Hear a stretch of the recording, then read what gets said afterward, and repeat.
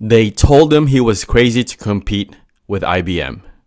They told him a 19-year-old dropout couldn't run a company. They told him the direct model was a cute experiment for a garage, not a global empire. He didn't listen. He destroyed them. He is Michael Dell, and he is just one of the giants we are dissecting today. By the end of this episode, you won't hear stories about the past.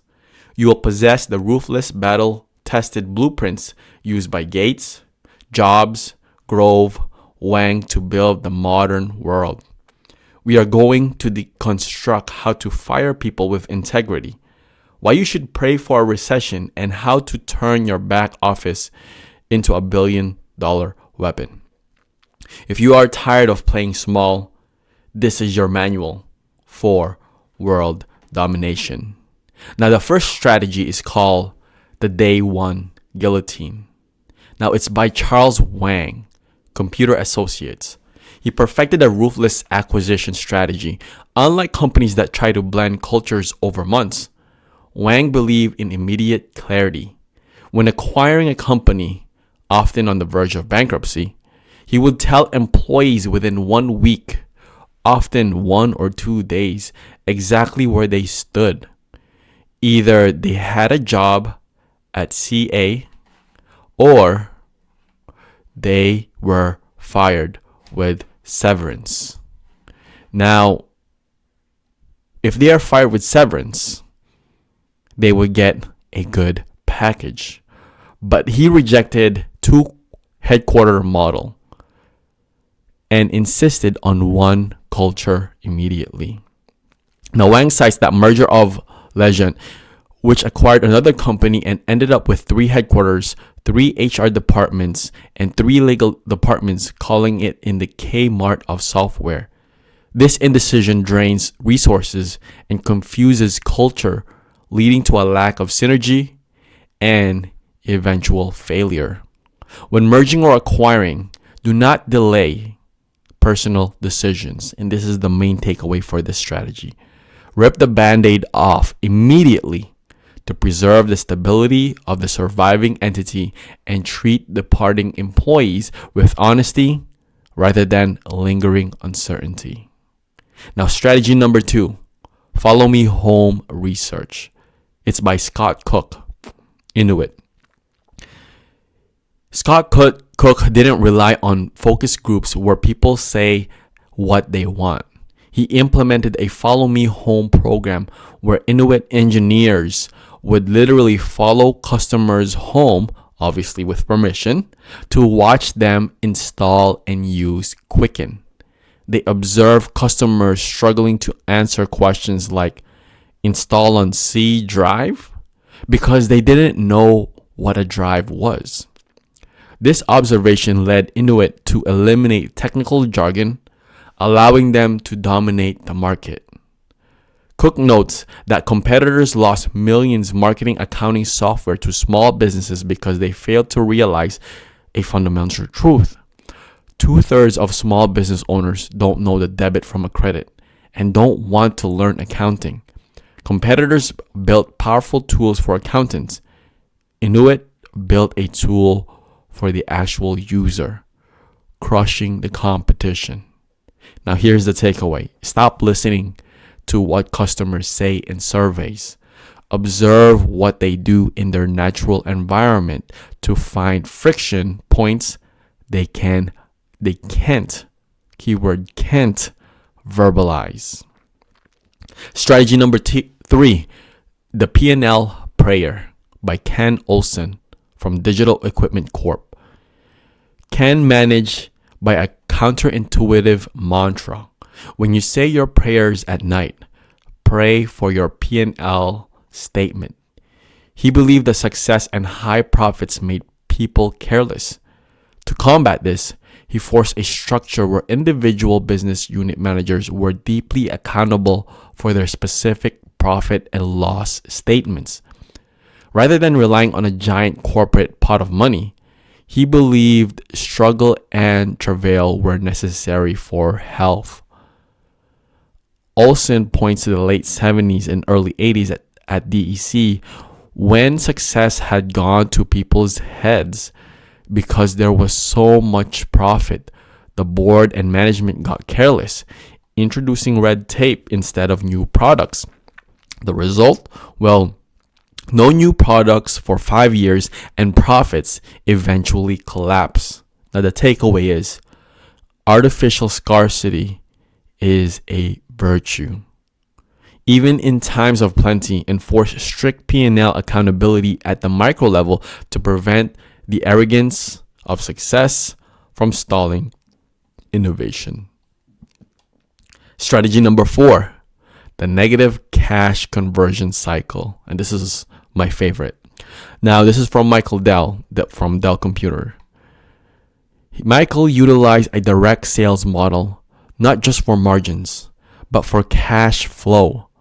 By selling directly to users, Dell collected payment before he had to pay his suppliers for the parts. This created a negative cash conversion cycle where growth actually generated cash rather than consuming it. This allowed him to grow without massive venture capital. Now, Dell admits that in 1993 he hit the wall. The company grew 127% in 1 year. 127% in 1 year, outstripping its infrastructure. He learned that growth without the corresponding infrastructure and cash flow management leads to parts flying everywhere. The stock plunged from $49 to $16. Structure your payment terms so customers pay you faster than you pay your suppliers. This allows you to self-fund rapid growth. The lesson here is, when you are charging customers, try to get the money as soon as possible, and for supplier, try to extend that payment as long as possible. All right, strategy number 6, the bozo explosion prevention by Steve Jobs. Steve Jobs argued that the dynamic range between an average employee and the best employee in software is 50 to 1 or 100 to 1. He spent 20% of his time recruiting to ensure only A players were hired. He believed that if you hire B players, they start hiring C players, leading to a bozo explosion. He enforced this by allowing current employees to veto new hires if they weren't up to the standard. Jobs claimed Apple's decline began when they stopped valuing the product and started valuing making money, leading to hiring of mediocre people, just one after another. This cultural shift resulted in a lack of innovation and the failure of products like the Newton. Now here's the takeaway. Implement a veto policy in hiring. If your current A players don't enthusiastically endorse a candidate, don't hire them, regardless of their resume. Strategy number 6 is called the eat your own children pivot. I know it sounds crazy, but hear me out. It's by Andy Grove, Intel. Now, Andy realized in 1985 that the Japanese competitors were crushing Intel in the memory DRAM market, a market Intel had invented. Despite internal resistance, Grove made the gut-wrenching decision to get out of memories and bet the entire company on microprocessors. He famously asked Gordon Moore, "If we got kicked out and the board brought in a new CEO, what would he do?" Moore said. "He would get us out of memories?" Grove replied. "Why shouldn't you and I walk out the door? Come back in and do it ourselves." Grove points U.S. memory companies that refuse to pivot, holding on to the all-American manufacturing strategy while bleeding money. By refusing to abandon a losing product line due to sentimentality, companies go bankrupt. Now here's the lesson. Periodically fire yourself mentally. Look at your business. with the cold eyes of a new CEO and cut the legacy products that are dragging you down, even if you invented them. Strategy number 7, the recessionary R&D double down. TJ Rogers from Cypress Semiconductor. So TJ rejected the all-American manufacturing dogma when it became unprofitable. More importantly, during the 1992 crisis, when sales were down, he didn't just cut costs. He refocused on core values and rigorous metrics like revenue per dollar of indirect labor. But he also bought back 50 million of his own stock when the market was scared, betting on his own turnaround. Rogers criticized companies like AMD for being political, who refused to adopt new technologies, which is the CMOS, because of internal turf wars, causing them to lose years of progress and millions in potential revenue. When the market panics, here's your takeaway. Use your cash to buy back your own undervalued asset, stock, or talent, and double down on efficiency metrics. Strategy number 8, the penetrable membrane innovation by Charles Gersh and John Warnock from Adobe. So these two left Xerox PARC because they saw a firewall between research and product development. At Adobe, they created a penetrable membrane where the advanced technology group, which is the research, worked with product teams all the way through delivery. Researchers didn't just throw ideas over the wall. They helped ship them.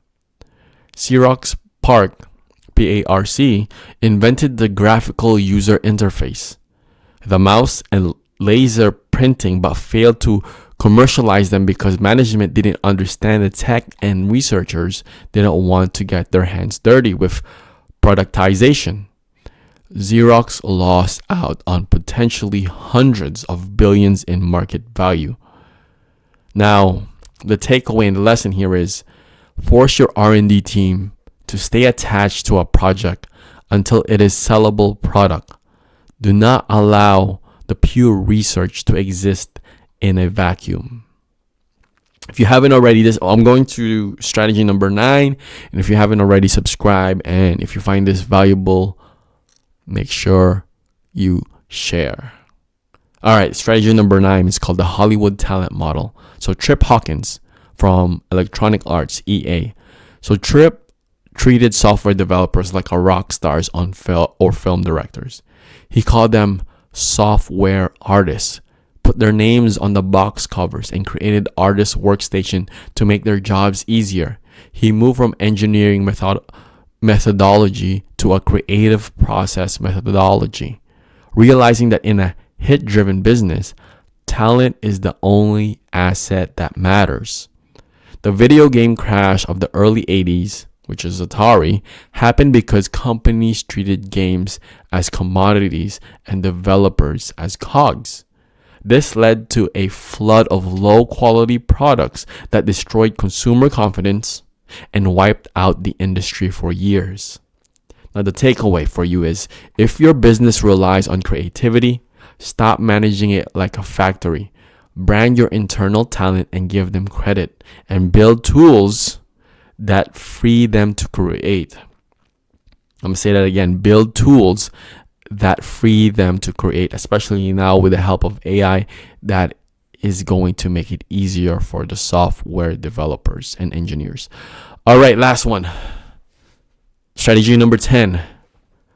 The Conservative Cash Fortress by Bill Gates. What company? Microsoft. Yes, I don't need to say what company, but I just wanted to say it so that for those that are not familiar with Bill Gates. But Bill Gates ran the company with extreme financial conservatism. He insisted on having enough cash in the bank to operate for 1 full year with zero revenue. This liquidity allowed Microsoft to weather early storms like the MIT legal battle and take long-term risks that competitors couldn't afford. Gates notes that many startups fail because they are always on the edge of headcount, versus revenue. When a downturn hits, they have to lay off talent or cut R&D, leading to a death spiral. The takeaway for you is do not run lean on cash reserves. Build a doomsday war chest that allows you to ignore short-term market fluctuations and focus on long-term dominance. And there you go. Those are 10 incredible business strategies that you can apply in your business, in your holdco. If you're a venture capital, I know you can apply those because they've been helpful for me, and these strategies are going to be helpful for you also. That's it for me for today. If you haven't already, subscribe, share, and see you on the next episode. Peace.